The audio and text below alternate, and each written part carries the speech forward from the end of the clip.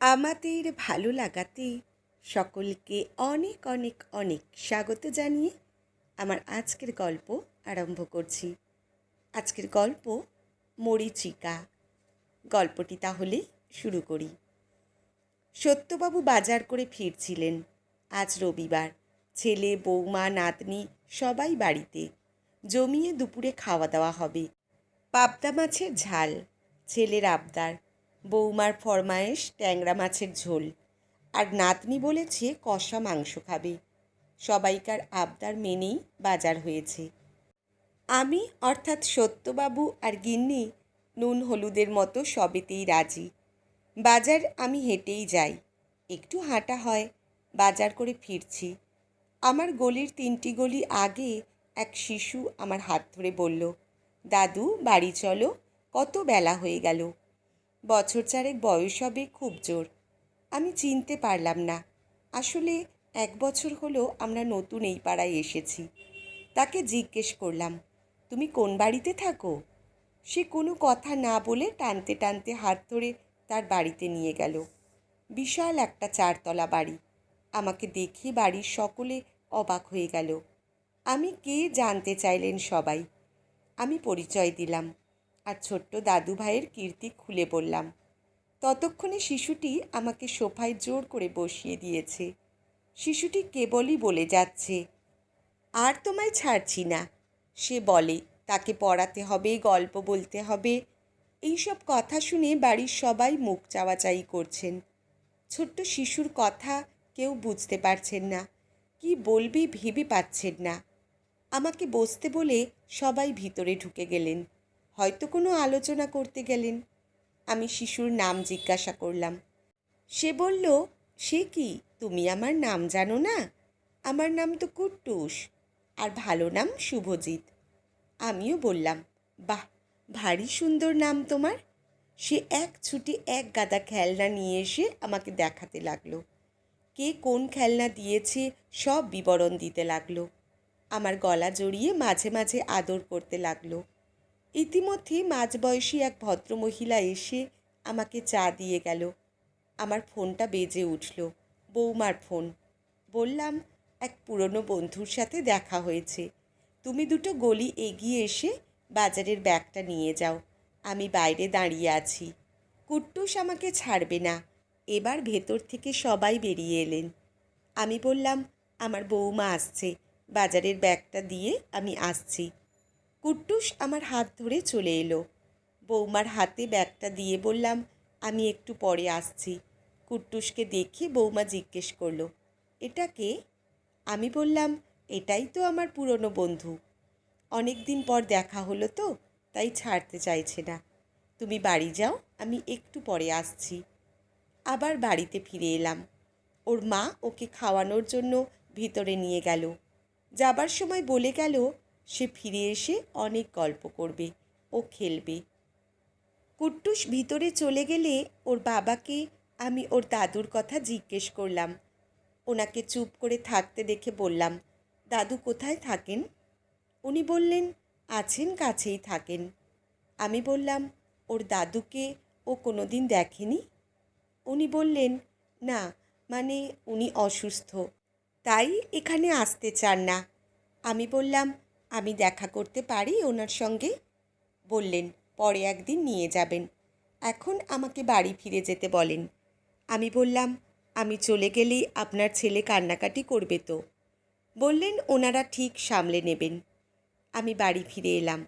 এসে নিজের ঘরে ঢুকে গেলাম। একটু জিরিয়ে স্নান করে নিলাম। দুপুরে খাবার টেবিলে বসে সবাইকে সমস্ত ঘটনা বলি, জানালাম। সবাই অবাক হলো, কিন্তু আমার মনে নানা চিন্তা ঘুরপাক খেতে লাগলো। আমার ছেলে আমাকে শান্ত হতে বলল। সে বলল, এটার অনুসন্ধান করবে। দিন তিনেক পরে বাবু, অর্থাৎ সত্যবাবুর ছেলে, এক বন্ধুকে নিয়ে এলো। তিনি লালবাজারের এক অফিসার। তিনি জানালেন, ওনার বাবা গত 7 বছর হলো বসিরহাটের এক বৃদ্ধাশ্রমে থাকেন। তার 1 বছর আগে ওনার স্ত্রী গত হয়েছেন। আমি ওনার কাছ থেকে আশ্রমের ঠিকানাটা নিয়ে নিলাম। ওনাকে ধন্যবাদ জানাতে ভুললাম না। দেরি না করে ছুটলাম বসিরহাটের উদ্দেশ্যে। ম্যানেজার মশাইকে আমার পরিচয় দিলাম বন্ধু বলে। ভিজিটর রুমে বসে অনেক কথা হলো। আমি ওনাকে জানালাম আমার বাড়ি ওই পাড়াতেই, নতুন এসেছি। ওনার নাম পরিতোষ আঁশ। কলকাতার বুকে দুটি হার্ডওয়্যারের দোকান আছে। স্বামী স্ত্রী দুজনেই পছন্দ করে নিয়ে আসেন বৌমাকে। ভালোই চলছিল, কিন্তু হঠাৎই ওনার স্ত্রী হার্ট অ্যাটাকে মারা যান। তারপর পরিতোষবাবু বেশ ভেঙে পড়েন। তখনই একটা দোকান ছেলে চালাতো, অপরটির দায়িত্ব নেন বৌমা। আস্তে আস্তে বৌমার চালচলনে পরিবর্তন ঘটে। তাই নিয়েই শ্বশুরমশাইয়ের সাথে মনোমালিন্য। একদিন সকালে তিনজন টাকি বেড়াতে যাওয়ার নাম করে বাড়ি থেকে বেরোন। গাড়ি এসে থামে বৃদ্ধাশ্রমের সামনে। গত 7টি বছর এখানে আছেন, কেউ আর দেখতে আসেনি। আমি যখন বললাম আপনার একটি ফুটফুটে নাতি আছে, উনি আকাশ থেকে পড়লেন। সেই খবরটাও উনি জানেন না। আমি জানতে চাইলাম আপনি নাতিকে দেখতে চান?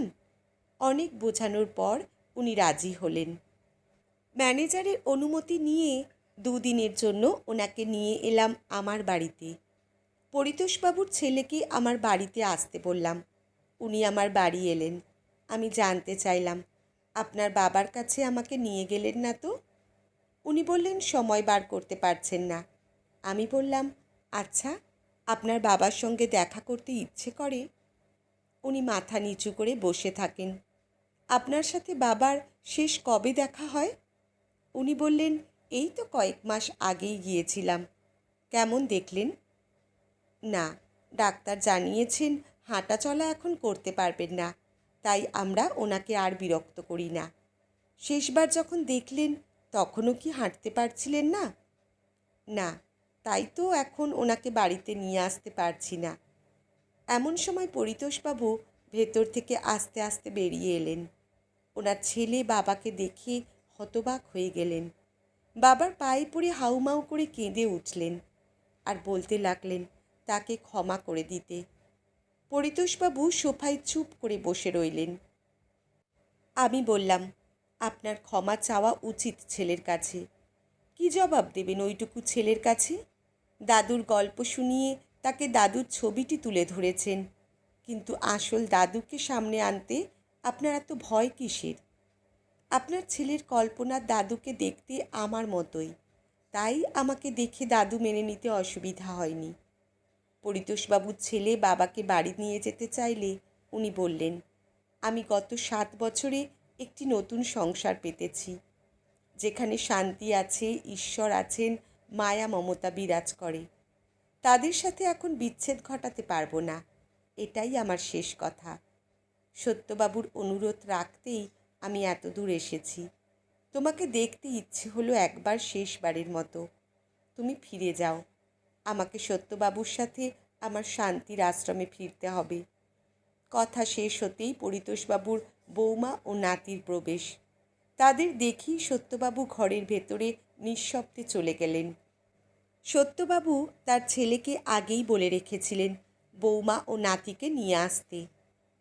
নাতি দৌড়ে এসে দাদুর হাত ধরে বলল, এই তো আমার দাদু।